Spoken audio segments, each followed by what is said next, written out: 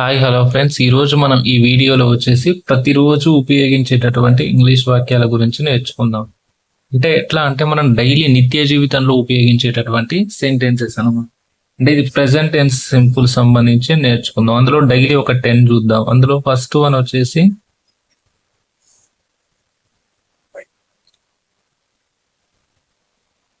I eat Apple. I eat apple every day. అంటే నేను ఇంగ్లీష్లో సింపుల్గా రాస్తాను, ఒకసారి స్పెల్లింగ్స్తో సహా చూసుకోండి. I eat Apple every day అంటే నేను ప్రతిరోజు యాపిల్ తింటాను. దీని అర్థం ఏంది? నేను ప్రతిరోజు యాపిల్ తింటాను. నేను ప్రతిరోజు యాపిల్ తింటాను. ఇట్లా ప్రతిరోజు అనేది కామన్గా వస్తుంది ఇక్కడ. నెక్స్ట్ అదే విధంగా సెంటెన్స్ అన్నీ అయిపోయినాక అసలు ఇది ఎట్లా ఫామ్ అయిందనేది చెప్తా. Next I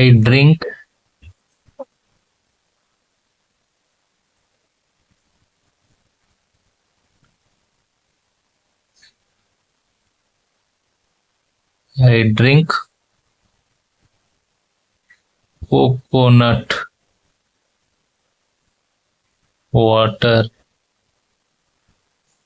daily. అంటే దీని అర్థం ఏంది? I drink coconut water daily అంటే నేను ప్రతిరోజు కొబ్బరి నీళ్లు తాగుతాను.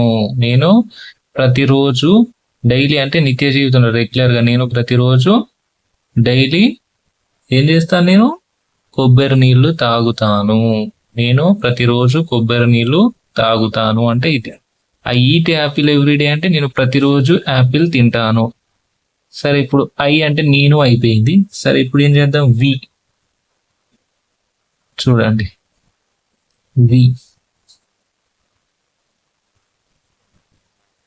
వి speak English. We speak English every day.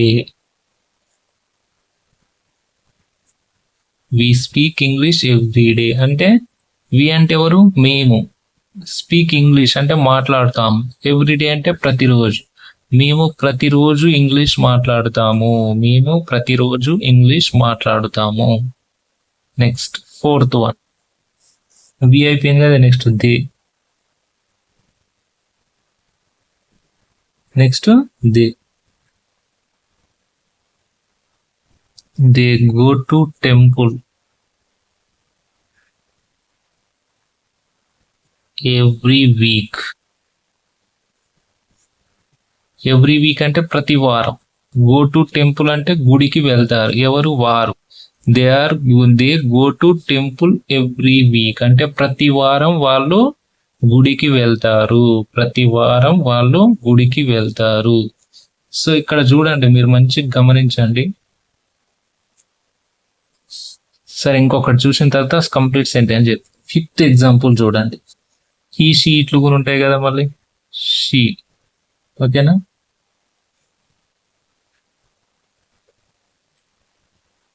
She learn car every day. She అంటే ఆమె, లెర్న్ అంటే నేర్చుకోవడం, కార్ అంటే కార్, ఎవ్రీడే అంటే ప్రతిరోజు. ఆమె ప్రతిరోజు కార్ నేర్చుకుంటుంది.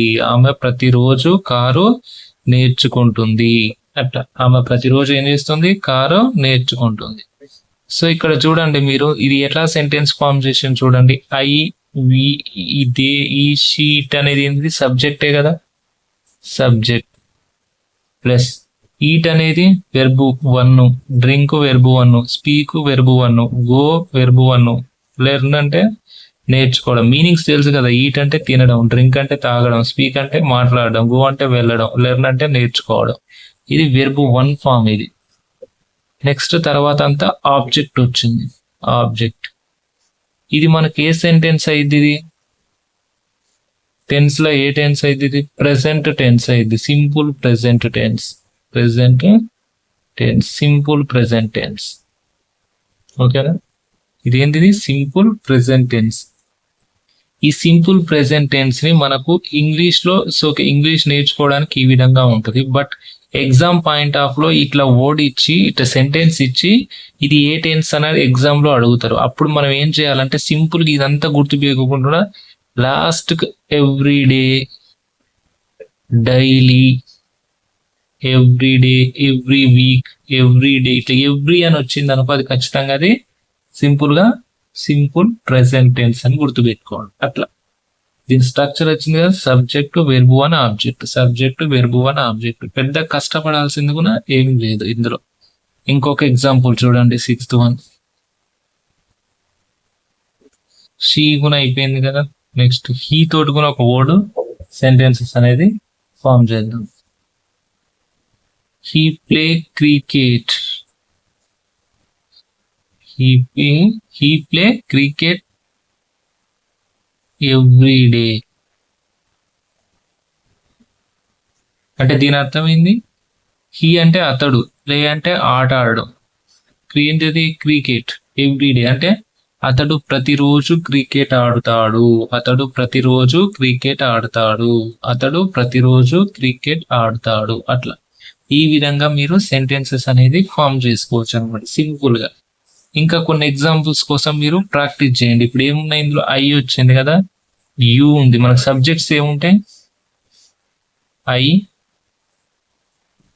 సబ్జెక్ట్స్ ఏముంటాయి? I, we, you, they, he, she, it.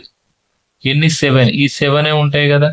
ఈ 7 సబ్జెక్ట్స్ గురించి సెంటెన్స్ ఫామ్. ఐ అంటే I eat apple, we speak English, they go to temple, he play cricket, she learn car. అదే విధంగా యూ తోటి, ఇట్ తోటి ఇట్లా ప్రాక్టీస్ చేయండి. అన్ని ఐ మీదనే చెప్పుకుంటా పోతే బాగోదు. అన్నిటి మీద సెంటెన్సెస్ అనేది ఫామ్ చేసుకుంటే ఇంగ్లీష్ అనేది ఈజీగా ఉంటుంది. ఇక్కడ మనం ఏమైనా కష్టపడ్డామా? జస్ట్ సబ్జెక్టు, వెర్బు, ఆబ్జెక్ట్ ఈ రెండు వస్తే ఐ ఈట్ నేను తింటాను, ఐ డ్రింక్ నేను తాగుతాను, వి స్పీక్ మేము నేర్చుకుంటాం, మేము మాట్లాడతాము, దే గో అంటే మేము వెళ్తాము అంటే వారు వెళ్తారు, షీ లెర్న్ అంటే ఆమె నేర్చుకుంటుంది, హీ ప్లే అంటే అతడు ఆడతాడు. ఏం ఆడతాడు? క్రికెట్ ఆడతాడు. ఏం నేర్చుకుంటుంది? కారు. ఎక్కడ వెళ్తుండు? టెంపుల్ ఆడి ఇంచు. ఏం తాగుతుంది? కోకోనట్ వాటర్ అంటే కొబ్బరి నీళ్ళు. అట్లా ఈ విధంగా మనకి ఇంగ్లీష్ అనేది చాలా చాలా చాలా సింపుల్ గా ఉంటుంది. ఓకేనా? ఇట్లా ఇంగ్లీష్ నేర్చుకుంటే పెద్దగా కష్టపడాల్సినంత అవసరం కూడా ఏమీ ఉండదు. ఓకే, ఇలాంటి